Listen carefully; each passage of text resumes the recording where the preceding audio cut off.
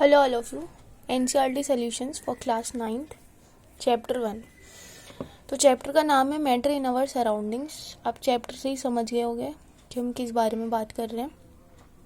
फिलहाल ये वीडियो है पेज नंबर 3 के क्वेश्चन आंसर्स के लिए। पहला क्वेश्चन है which of the following are matter.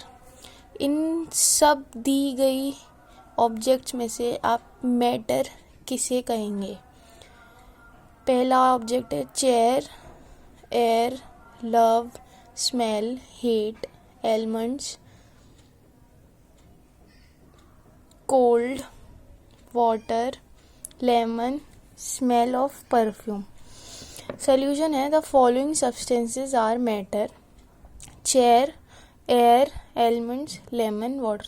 इन सब के रीजंस लिखे हुए आगे। Chair because we can touch it, हम उसको छू सकते हैं तभी तो वो मैटर है।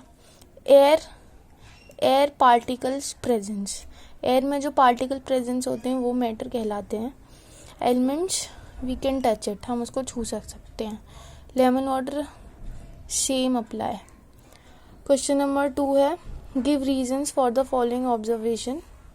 The smell of hot sizzling food reaches you several meters away, but to get the smell from cold food you have to go close।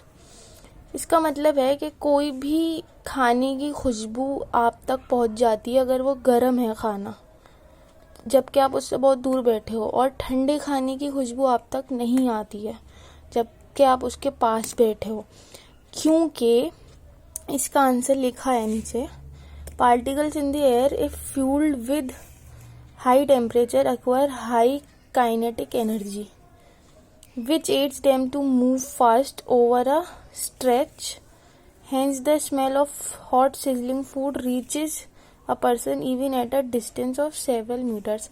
क्योंकि गर्म खाने का जो टेम्परेचर होता है वो बहुत बड़ा हुआ होता है और उसकी काइनेटिक एनर्जी बहुत हाई होती है, तो उसके पार्टिकल्स मूव करते हैं पूरी एनवायरनमेंट में, तो उसकी खुशबू आप तक पहुंच जाती है। अब क्वेश्चन नंबर 3 है a diver is able to cut through water in a swimming pool which properly of matter does this observation show. कोई भी डाइवर है, गोताखोर जो स्विमिंग करता है, वो स्विमिंग पूल में अपने हाथों को अच्छे से मूव कर सकता है। तो ये किस प्रॉपर्टी, ये इससे क्या पता चलता है आपको।